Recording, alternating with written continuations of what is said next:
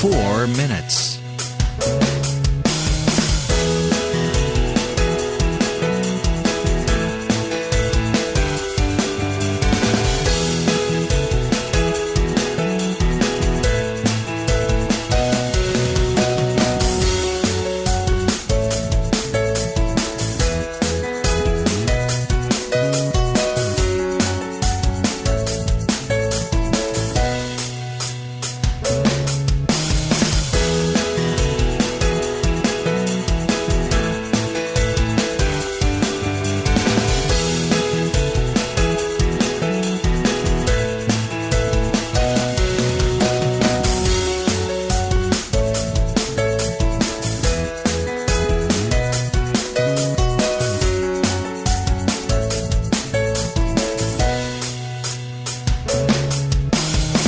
Lynn Cullen goes live in 3 minutes.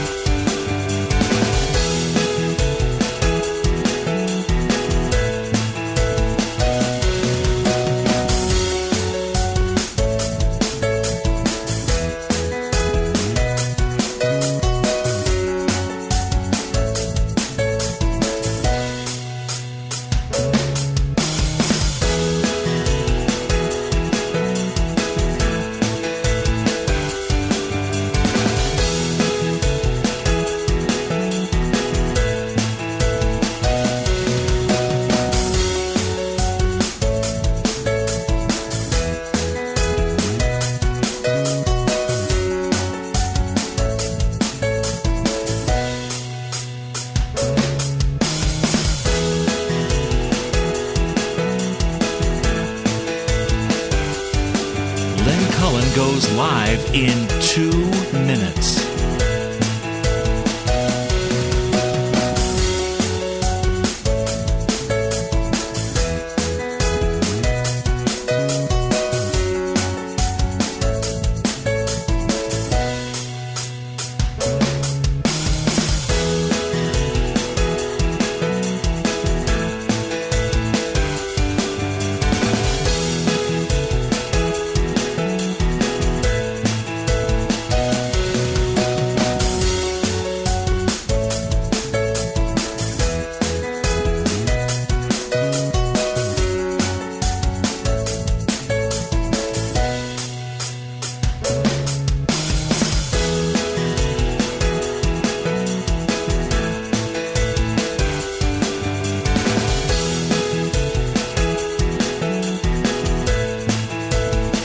Lynn Cullen live in 1 minute.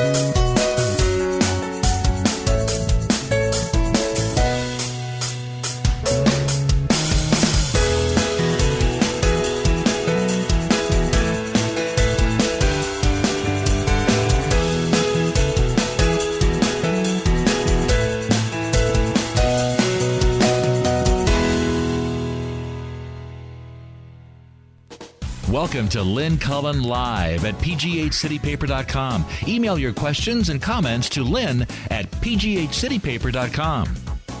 Hello, and good morning to you on this 11th day of the 12th month of the year of some people's Lord, 2014. I hate this year. I cannot wait for this year. Don't wish away time.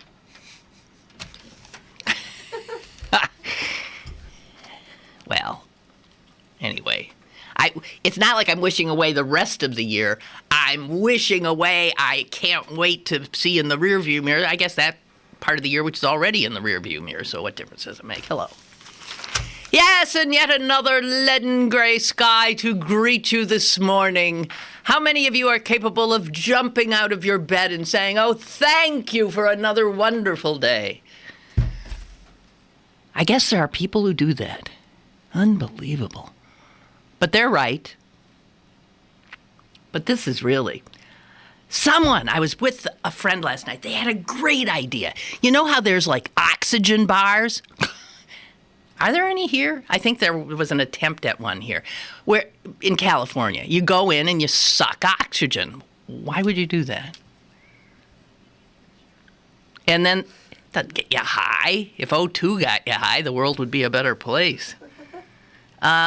I don't know, but had a great idea because we were talking about how the sun has been evident one measly afternoon in the last, I think, 2 weeks. Maybe I exaggerate just slightly. And this has an obvious impact on people's emotional state, and your emotions have an impact on your physical state. So we might be dragging around, feeling, bleh, and it's really lack of sunshine. So my friend had this idea. Why doesn't somebody open up a little shop here where you could go in and sit and read and have some coffee or tea and sit under those lights, those special UVA or whatever they are lights? So a light bar. Or a light coffee shop. Isn't that a good idea? Don't all scream at once. It's an entrepreneurial idea. Granted, it's seasonal. But I'm just saying. I want to, again, suggest that the best parts of a newspaper are the parts that some people never, ever read. The best parts of the newspaper are the obituaries and the corrections. Okay? I kid you not. The corrections are a riot. And especially if you read the paper rather carefully, then you'll generally know what the story is that they're correcting the next day. And in fact, you might have noted it as well. But I thought today's corrections in the Post-Gazette were particularly funny. And I'll just give you the one. And this shows what... I don't know if any of you will even chuckle at this. Corrections and clarifications. This is from page 1. Nobel Peace Prize laureate Kailash Satyarthi is a man. That's the correction. Now, I don't know that's a pretty big error. And have you seen the guy? He did not look like anything other than a man. Okay. So the first thing is Nobel Peace Prize laureate Kailash Satyarthi is a man. And Oslo is in Norway.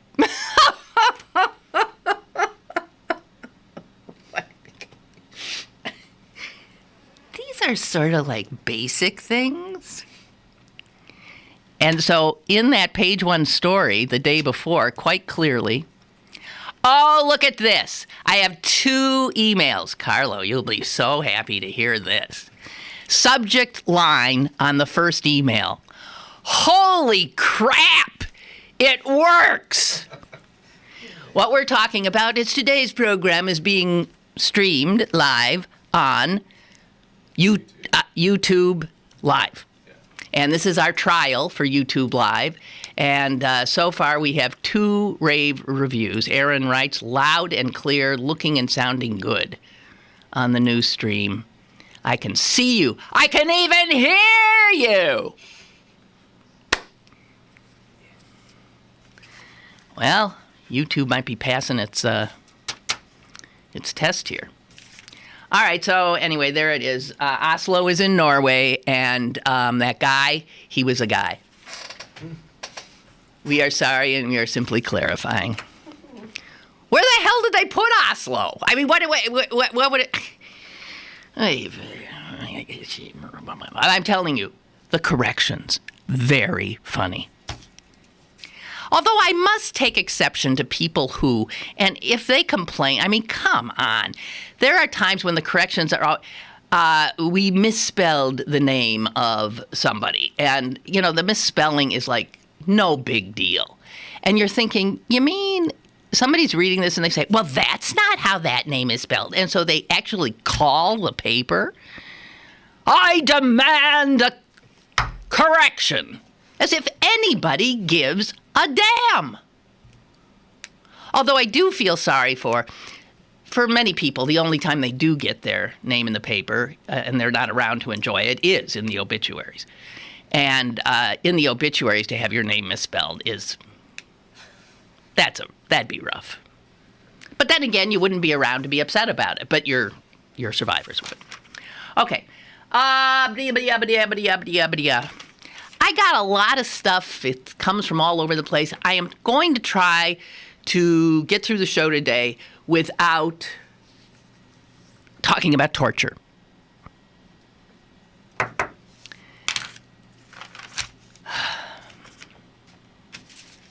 Although I saw Dick Cheney. What network do you think he was interviewed on? Huh? Okay, quick. Yes, you're right. God, you guys are smart. Fox. So Dick Cheney was interviewed on Fox, and here's what he said about the report. Bunch of crap. I just want to point something out. The Duke and Duchess of Cambridge have been in the country. I don't even know if they're still here. Are they still here? That would be, you know who. The someday King of England and his lovely wife, Kate, the Duchess, who's 5 months pregnant. Have you seen any pictures of her since she's been here in this country? She is still, just svelte. 5 months pregnant? She's not showing. I don't know. Okay, so for some reason they were in Cleveland, and maybe they weren't in Cleveland. Maybe the Cavaliers were playing in, I don't know. Oh, that's probably it. The Cavaliers were probably playing the Nets in New York, and they went to the game. And after the game, LeBron James of the Cleveland Cavaliers had his picture taken with them and presented them with some jerseys for their little 1-year-old kid that says George on it, and some other stuff. And there's a picture, I'm looking at it, you might have seen it, and it's of the lovely couple, the Duke and Duchess, and LeBron, and they're all looking at the camera, and LeBron has his arm around the Duchess, like this, like you do. Well, the hue and the cry across the pond has been deafening. He touched her. Did you see his arm around the Duchess? And that big hand resting on her shoulder? And even more egregious, did you see that he was wearing a sweaty sweater? They call, they use the term sweater for like a sweatshirt. He had on he's wearing a sweatshirt. It says Cleveland basketball. Now, I just want to say to the Brits, fuck you. That's what I want to say, okay?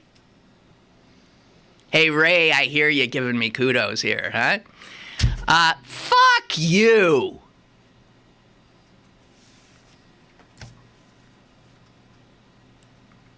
It says here that the proper way to meet the Duke and Duchess is for men to do a neck bow.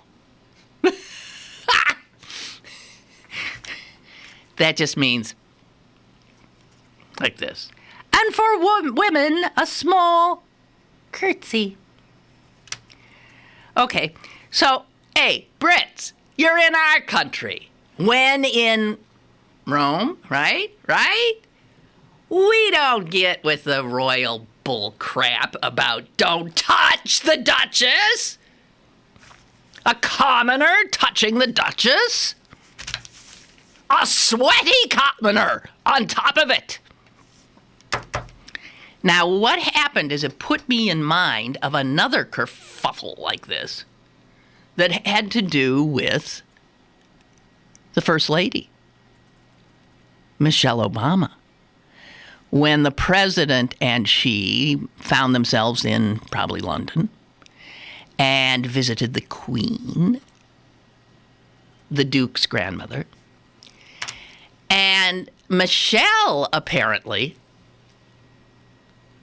touched the Queen. I think she might even have like hugged her or something real American, like, "Hey, Queen, how are you?" I don't know. She did something like that. All hell broke loose. So where I see a picture of a smiling Michelle Obama and the Queen just looking like the Queen with their handbag and I see a nice picture.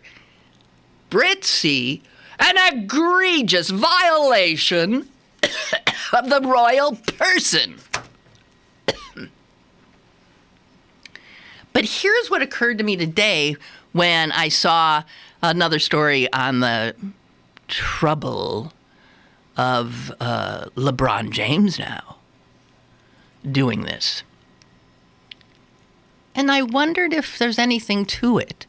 That the only two stories I can recall seeing this outrage on the part of the Brits is when a black person has touched them. Might be coincidence. I don't know. But I'm just saying.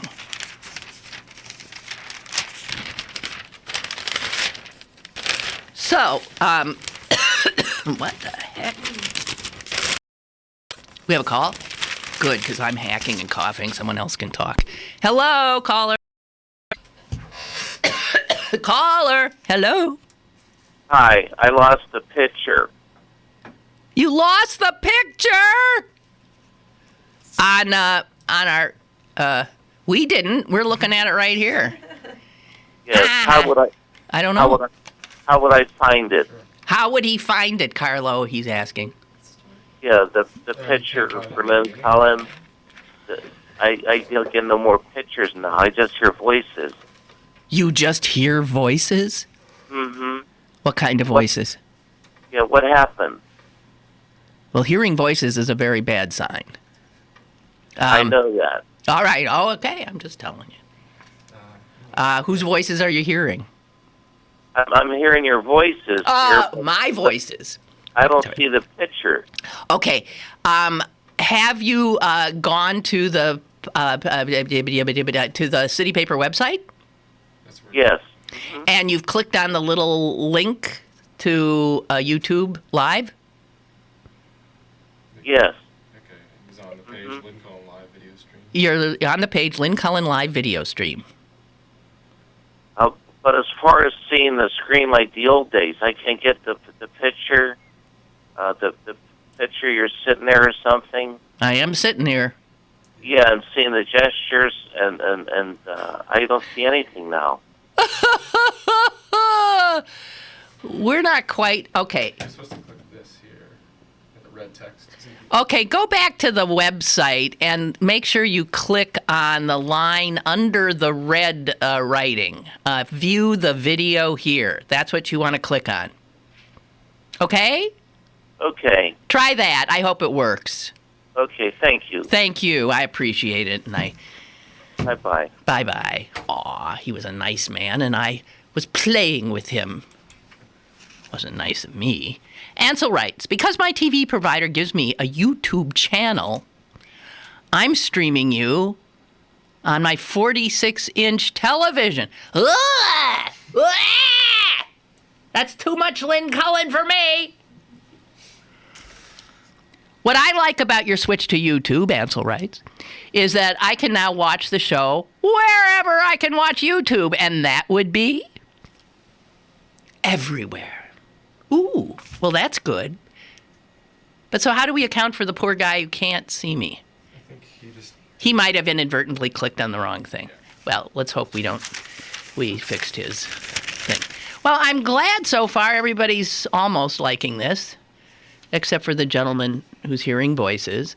Ah, Ray, you took the bait. Ray writes, Lynn, the proper way to meet the royals is with a crucifix, wooden stake, and a silver bullet.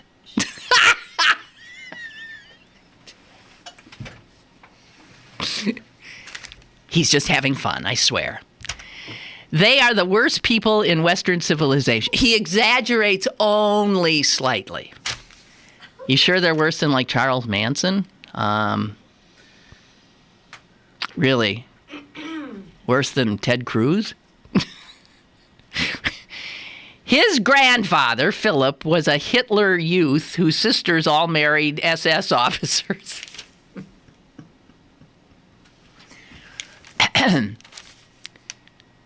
All right. They can go straight to hell. They are outraged by a black man's hand on their princess, but not their black hand on in the world's misery. Wow, Ray. I'll tell you. You better watch out. There could be a Brit hit squad coming your way. Buddy boy. They will. Yeah. Hunt you down. Like a fox. All right. So I understand that my favorite entity, the National Football League, has come out with some really strict rules governing the actions of anyone affiliated with them off the field. Okay. This is to deal with the often embarrassing revelations that have occurred year after year after year after year after year after year of players misbehaving, to put it mildly. Well, I don't care, frankly, about that. And the NFL has, you know how much credibility it has with me? Zero is giving them more than I feel. They have none. They had negative credibility with me. I was reminded of how despicable the NFL is by a piece strangely juxtaposed in the sports section of the New York Times today with the big news story that the NFL is getting really tough on off-field behavior. And it's a story that I know of, and it's a story that I have talked about before. And it's a story about those bouncing babes on the sidelines of many an NFL game. The NFL cheerleaders. Now, we here in Pittsburgh eschew, God bless you, cheerleaders, which is a wonderful thing because they are a sexist and unnecessary distraction to the game. My home team, the Green Bay Packers, also eschew. First of all, in Green Bay, my God, the whole idea of these cheerleaders is TNA. And, when it's 25 below, it's pretty hard to even find tough Green Bay farm girls willing to cavort around in the snow and wind chills in a bikini. So, this is about the Buffalo Bills cheerleaders. The Buffalo Jills. Isn't that cute?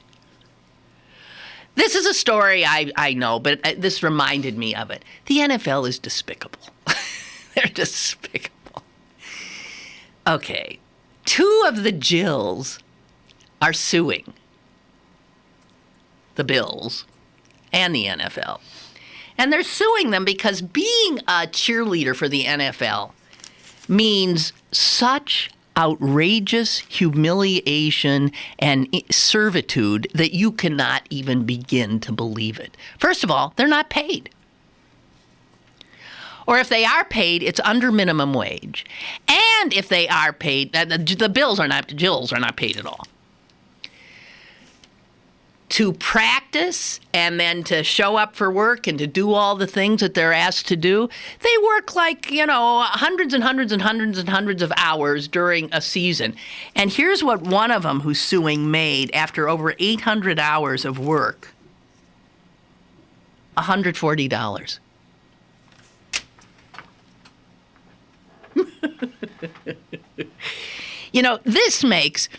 This makes like the Scrooges of the world, and back in the day with a company store and all that stuff. It makes those guys look absolutely beneficent. These women were forced to show up at events that were all men, and like golf outings, and the men could pay any cheerleader they want money for her to do backflips for them. Get a certain amount for every flip. Flips for tips. Also, the men would then bid on which one of the women would get to ride in their golf cart. Now, you see, the golf carts, there's not a seat that's for a woman. There's the two seats in a golf cart. So the men would bid on which women would sit on their laps while they were playing.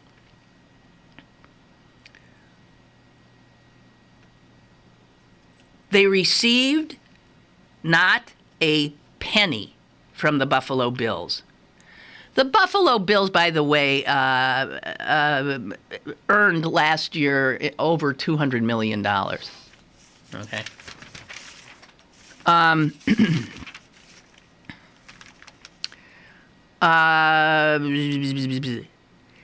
In order to try out to be a Jill, you pay the Bills to try out.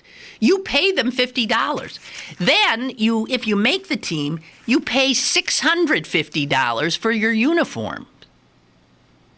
Okay, so you're already $700 in the hole. And those flips for tips, they don't go to the girls. They go to whatever the charitable event is at which the girls are appearing. According to the complaint, the team, the Bills, dictated absolutely every aspect of these women's existence. From their Facebook pages to the color of their hair to, get this, how they handled their menstrual cycle.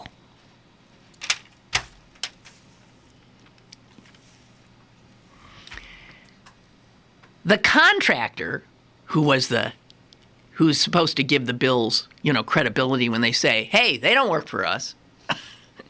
The contractor required that each cheerleader visit one of the sponsors who happened to be a plastic surgeon. And he offered a small discount if they opted for breast augmentation. Celine is looking at me like she can't even take this in. Yeah? Huh? And the women who are suing said, if you complained, you were told, hey, no one asked you, deal with it. Being a Buffalo Jill is a privilege. And enough people in the town believe that. And enough of the Jills who are still suffering from the Stockholm Syndrome, apparently, still believe this crap, that Jills who have sued the team and the NFL are trying to remain anonymous, even though in town they're not, because they have been subjected to a lot of crap. Other cheerleaders have sued other teams. The Oakland Raiders recently settled a lawsuit with the Raiderettes. And here's what the Raiderettes got for their legal action. They now get minimum wage.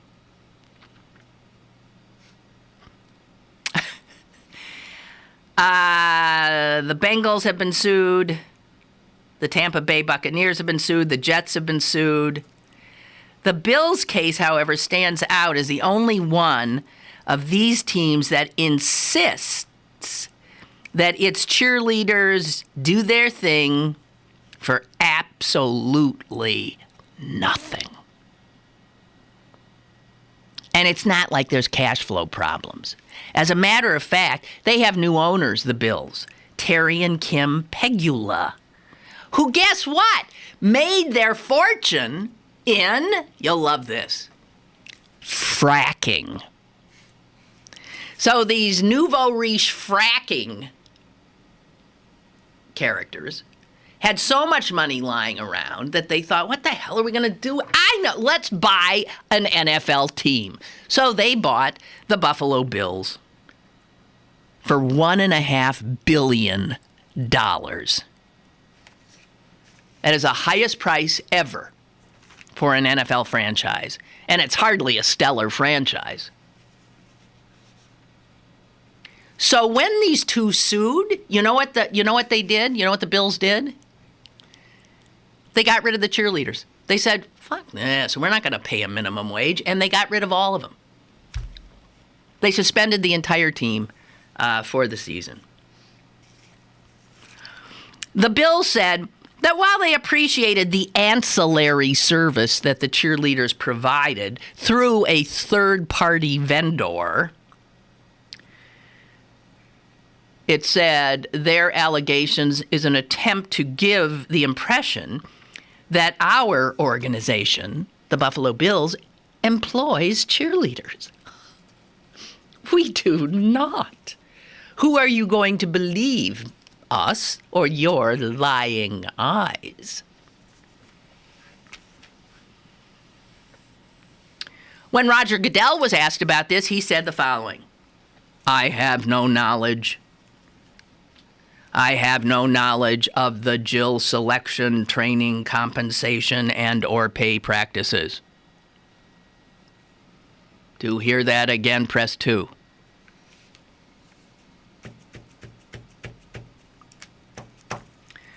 All right. Now, my friend, the writer Jean Marie Laskus, has one of her books has a wonderful bit on the Bengal cheerleaders, and that was where I first had my eyes open to the horror of being an NFL cheerleader. It's despicable. I mean, I'm sorry, the NFL, no matter how you slice it, it's despicable. Okay, so far getting relatively good reviews here on our Roger, about the cheerleaders. Hearing you talk about the Bills cheerleaders, what they go through and do. Don't NFL cheerleaders play right into the stereotype? Yeah. Of the dumb blonde or whatever. They're not all blonde. They're probably mostly blonde. And he says, I mean, this is just, who would do that? I'll pay you money, I'll bust my cute little ass, and be objectified for absolutely nothing. Rah!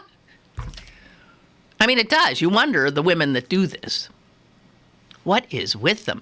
Here's some of what is with them. And I remember from Jean Marie's piece, and also this piece in today's Times, acknowledges it. These women, these young women, love to cheer and love to dance. They've been cheerleaders all their lives. They were cheerleaders in elementary school, middle school, college. They've cheered all their lives. They love it. They love to dance. They love the excitement of doing it for people. That's fine and dandy. But putting up with this despicable humiliation and then getting paid nothing for it.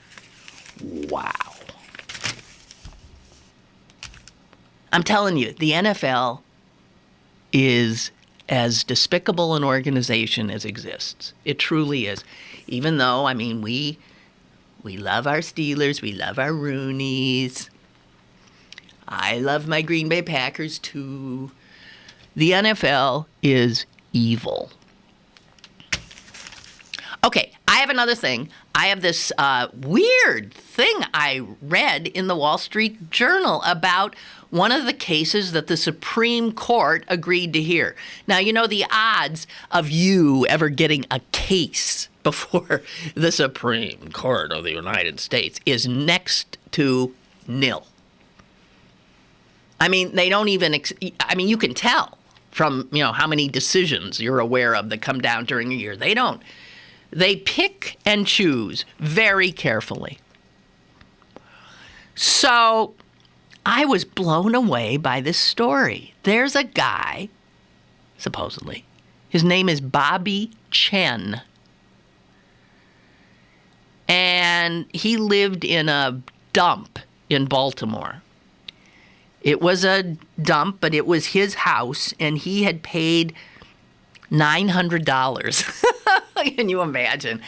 He had paid $900 for that house in Baltimore. I'm looking at a picture of it. It actually doesn't look so bad. Probably not in the best of neighborhoods. Anyway, the city of Baltimore tore down the row house next to his, and in so doing, I guess, damaged the heck out of his, making it, finally, totally uninhabitable. This guy, who can't have two dimes to rub together, actually, by himself, petitioned the Supreme Court of the United States in a handwritten petition with often incorrect grammar. And he asked the court to hear his case.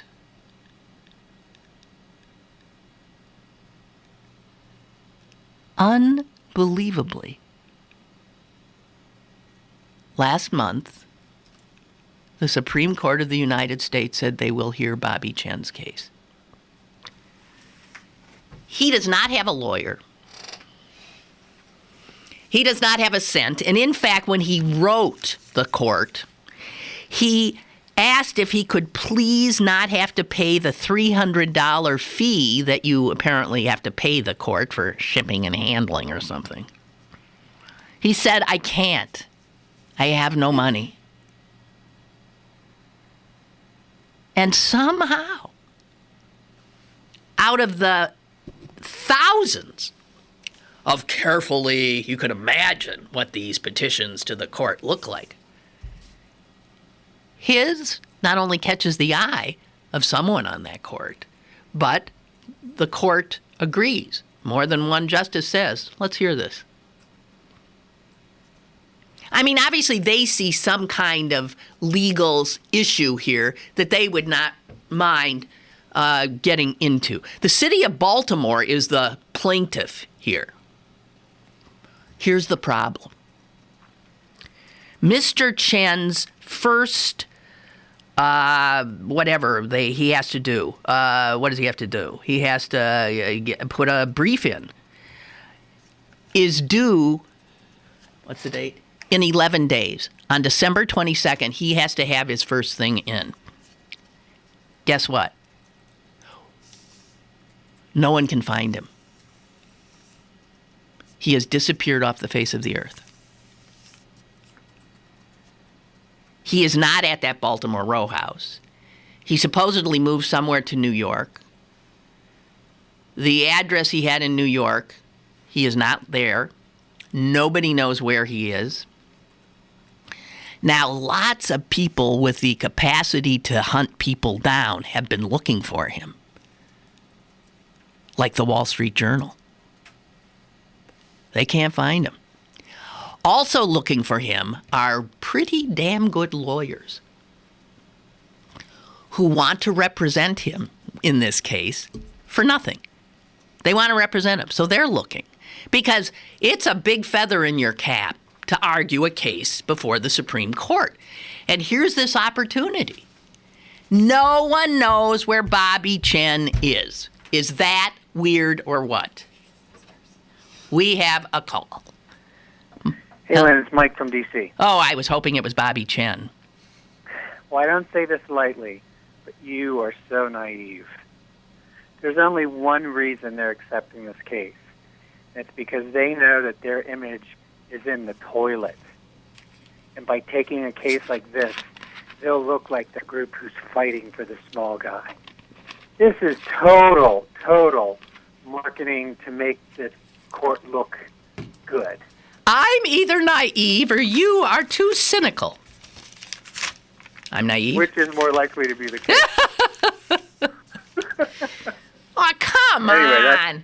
Really? What else could it be? Well, maybe he doesn't even exist. Well, he does exist because the city of Baltimore admits he exists, and they. And a lower court has already ruled against him? No, it's never even been in a court. That's what's weird. He went through some, things back and forth with the city of Baltimore and got nowhere with him. They just kept screwing with him. And he just petitioned the Supreme Court. Yep, I totally think it's a PR thing for them. And try and make them look good. Hey, we look like a bunch of assholes. We better do something to improve our image. Exactly what it is. All those nasty Republicans, that's what they're doing. And they think we'll be stupid enough or naive enough to believe it. I don't believe it for a minute. And I suppose next you'll tell me there is no Santa Claus. Get out of here. Bye, thanks. Bye.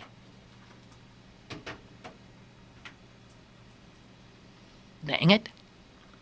Might be. But how odd is that? Where is he?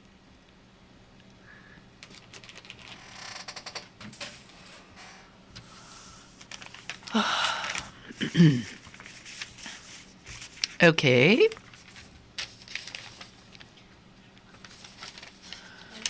I'm trying to figure out what to talk about. I have a number of opportunities. Noreen writes about cheerleader power. As a member of the 1964 Pittsburgh Steelerettes,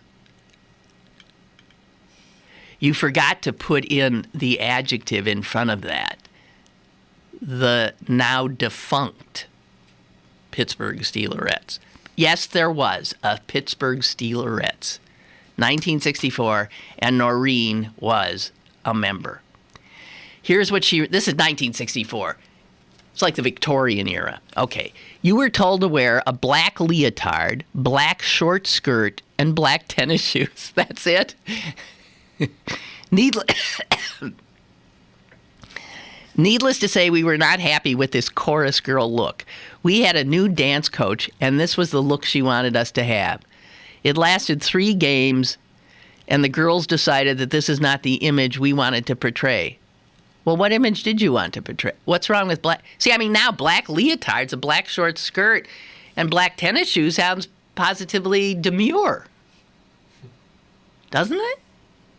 Well, Noreen, what image? What would you have worn? Cheerleaders wear short skirts and tennis shoes. What did you guys want to wear? Hoop skirts?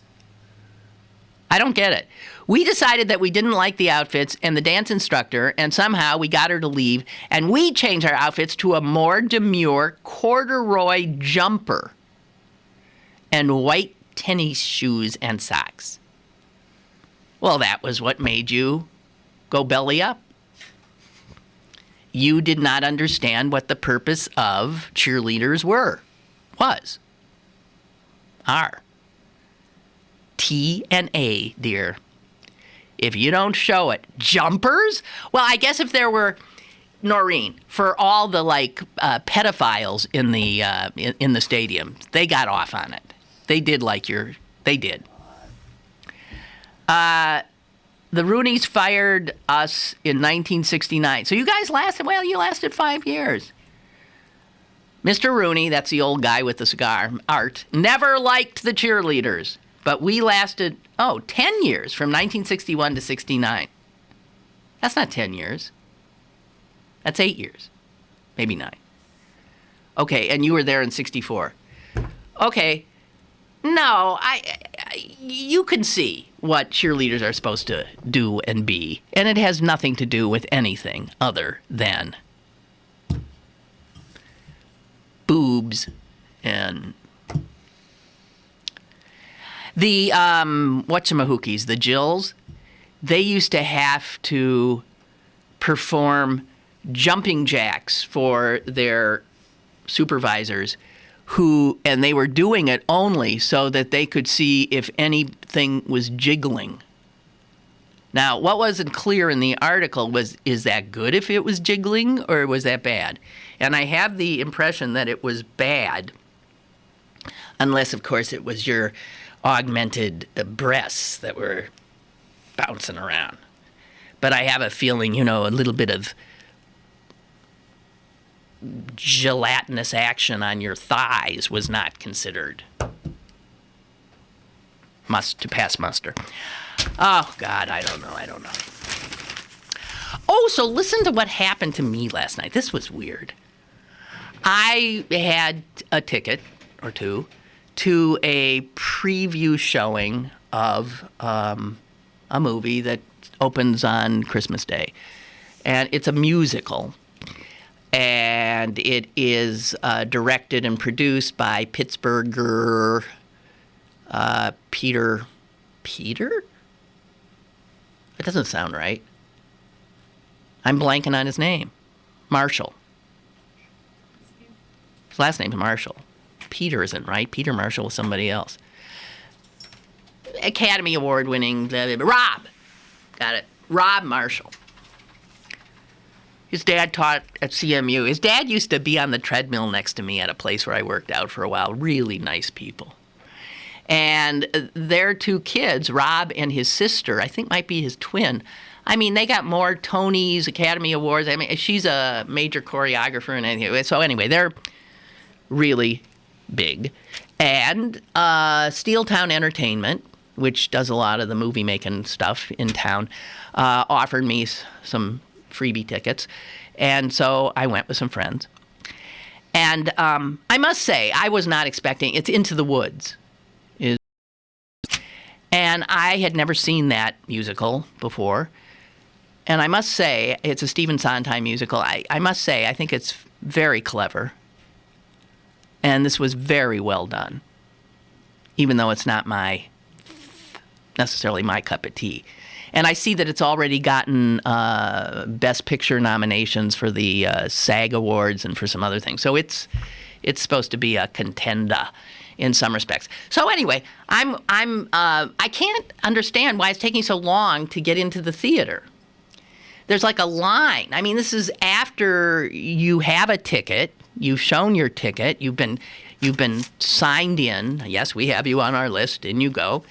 And I couldn't understand why we just weren't into the theater. And then I saw him, the guy with the wand. And I saw him doing this to people. And he comes up to me. I said, "What? What is this? What?" He said, "Disney. It's a Disney picture. And they have mandated that anyone seeing the film before its release has got to surrender any camera or recording device that they have before they enter the theater." Now, that means your cell phone. And I thought, I'm I'm not gonna tape this thing. I'm not gonna bootleg it. Are you kidding me? I'm supposed to put my phone in a little bag, and you give me a number, and then after the movie, I gotta stand in line to get my damn phone back? And he said, hey, man, I just work here. So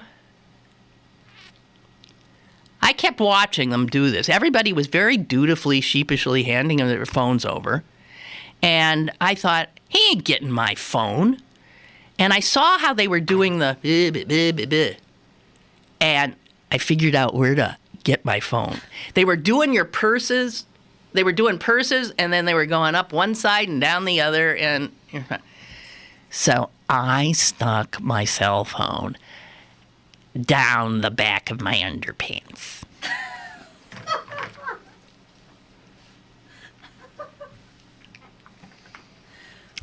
And breezed right through.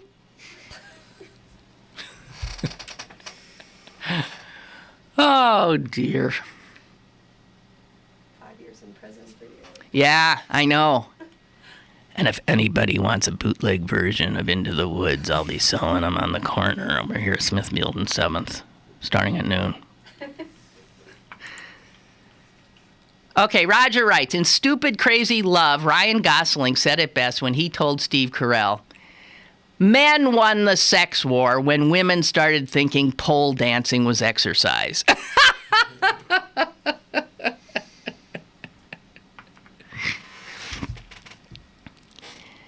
Don't women's rights advocates who marched in the 60s and 70s want to shoot the mothers of these women? These girls were raised to overpluck their eyebrows and often promise breast augmentation for high school graduation presents and go to college and meet a potential high-wage earning husband. Today's Republican women in the suburbs. I'll try to leave you alone the rest of the day, but this type shit drives me crazy, especially when I see 10-year-olds with tight, short shorts with inappropriate words on their rear ends. I understand. You know, this is a fraught area for us old feminists. I know that way back when, I would scream and yell at women who did this kind of thing. What the hell are you doing?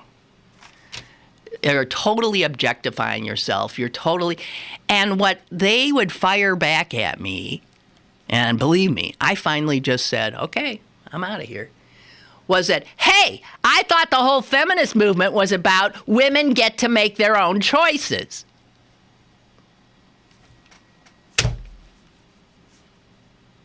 Okay.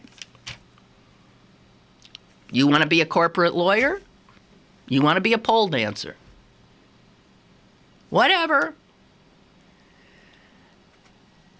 But I must say that the women who choose the objectification route, who get off on the power that their sexuality gives them over men, this is what they say to themselves. I know it looks like I'm the one who is being victimized here, but I happen to know that I'm the one that has the power in this relationship. And in some respects, I mean, strippers will tell you that, pole dancers will tell you that. I get that too. Whatever. And at some point, I do think that women who play into the stereotypical, you know, women as sex object stuff by the way they dress, talk, work, are cause a lot of trouble for a lot of the rest of women yet unborn. But it was always hard for me to beat back that thing of, hey, I thought the idea was women didn't have to just do one thing, that women could do whatever they damn well pleased with their lives. But I don't have to like it. I don't have to approve of all these choices, do I? No, I don't. Oh, I see. Chuck sent me a picture of the 67 Steelerettes. Well, demure doesn't even begin to. First of all, their jumpers are down to their knees. And they have, the neck is up to here, and long sleeves. There's absolutely nothing showing except their calves. And you expected you were going to make it? This is the hell? This is America. This is the objectification of women. This is pre-feminism. It's just right around the same time when it started happening. You guys, you didn't get it, obviously. Steelerettes, R.I.P.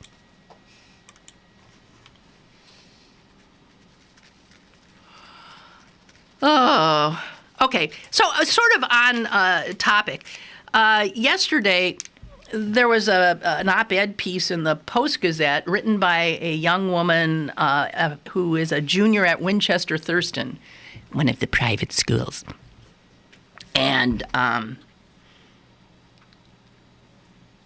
she says this at the end. I'm afraid to go to college. I've been looking forward to it since I started high school, and I'm working very hard to have the opportunity to go to the school of my choice. But I am still scared that I won't be able to maintain control of my own body while I am there. I am scared that I'll be too busy worrying about my safety to attend social events. I am scared that I will be raped and receive no justice.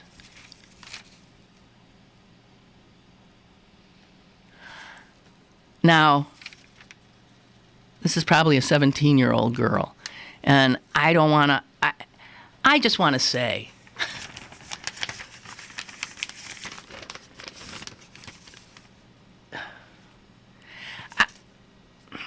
I don't know how to say this. I reacted to that with, I started just screaming at the paper. Hey, get a grip! I mean, I wanted to say to this young, a grip! This is what this what information does to people. She doesn't have to be Celine, did you survive college? Oh, Celine's not on my side on this one. Did I survive college? We survive. And to be a woman means not to think you do not have control of your own body. You sure as hell do. If you want to go get a friggin' handgun, get a handgun if that'll make you go out and enjoy the campus scene. This is what this country's all about now, making everybody scared shitless. And creating so much anxiety that this child is afraid to go to college. She sees it nothing as a platform, a place you go to get raped. This is an inability to put things in perspective. And our media never puts things in perspective. And I would say women on this rape issue maybe fail to put things in perspective. I would argue that the colleges are horrible at dealing with this issue and still haven't figured it out. But ultimately, this young girl needs to know that she has control. And when media make young women feel that vulnerable, that's nuts, because they are not. That's what I want to say.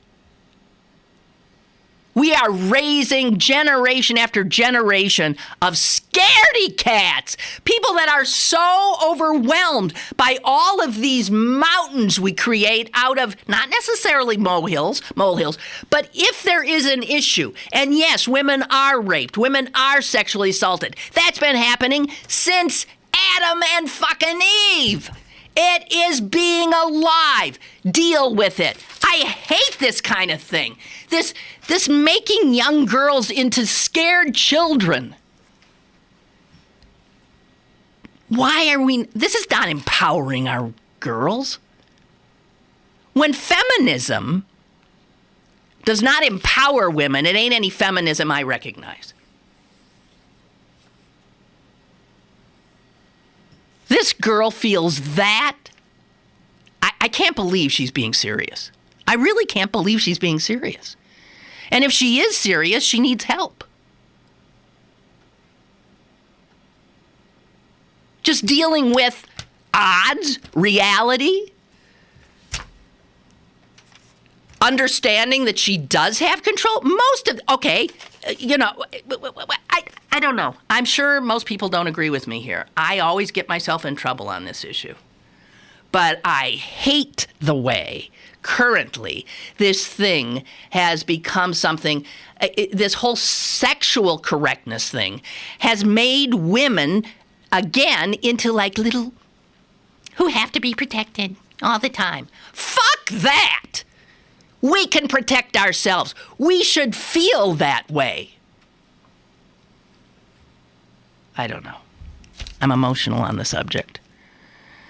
That all of this rape talk and the UVA story and the Rolling Stone story had that effect on that young girl, if she's being honest.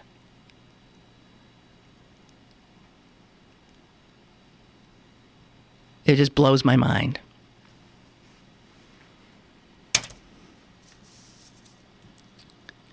We should be raising children who can't wait to get out into the world. And instead we raise children who are scared shitless of everything. We hover over them. From the minute they're born, we control their lives so that they can't just run out of the house. They can't. You know what? At that same standing in line waiting for that son of a bitch to try to find my phone last night, I was standing behind a mother and her son who had a whole huge thing of popcorn. I'd say he was about 10. And he sort of turned so that he could see me, and I said, "Wow, is that a big bag of popcorn? I don't suppose you're going to eat that all yourself." And do you know, here's what he did. And his mother heard me, too. They were right there. He did not even acknowledge that I had spoken to him. He turned, and his mother and he just kept their backs to me. You know what that's about? That's a kid who has been taught. You never speak to strangers.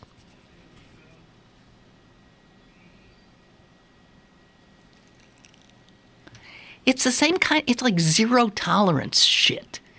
That kid standing in that line should have been able to size me up, understand what that was about, and be able to make a little remark to me, and we would have had a nice interaction.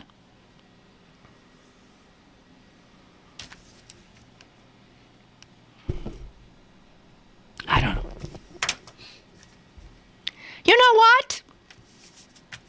I've been staring at these two little, like, muffin-y things that they were giving away in the lobby. And they're starting to really get to me. And I really want to eat one of them. So even though I looked at the clock and think, isn't it time? Aren't we done? Can I, like, eat some of that? Oh, I have one quick thing. My sister sent me this. Where is it? And so did Jess. I think Jess tried to send me this, but I couldn't get it. The governor of Wisconsin. Just kidding. The governor of Wisconsin, I choke on him. Scott Walker, son of a bitch. Anyway, he used to be the county executive of Milwaukee County. And somebody has uncovered this hysterical letter or email he sent to a Jewish person who was asking him for Milwaukee County to put up a menorah as well as a, Christmas tree, the usual. And so he had a letter sent to this guy saying he would be happy to display the menorah, and asked the guy to send some representative to contact his secretary to set it up. And here's how the letter is signed. Thank you again, and Molotov. M-O-L-O-V.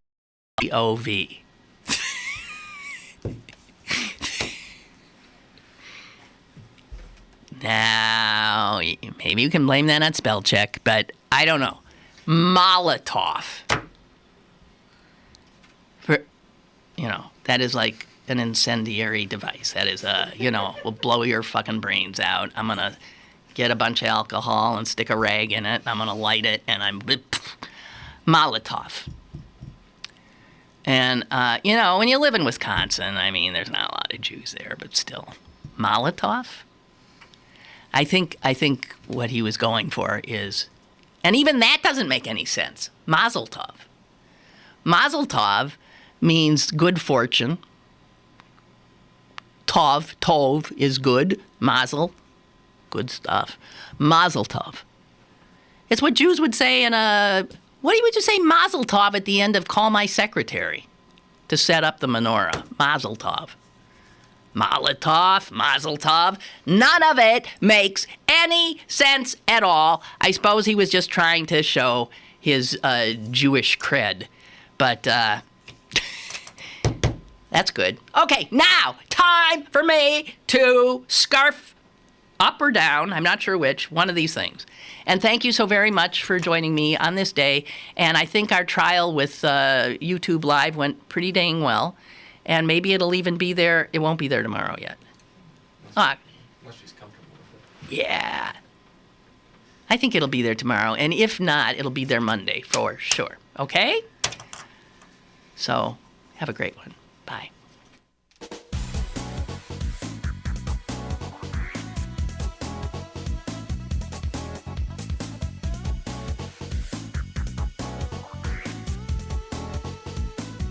Lynn Cullen Live, Monday through Friday from 10 a.m. to 11 a.m. and archived at pghcitypaper.com. The opinions expressed on Lynn Cullen Live are those of the host and do not necessarily reflect the viewpoints of Pittsburgh City Paper, Steel City Media, and its advertisers.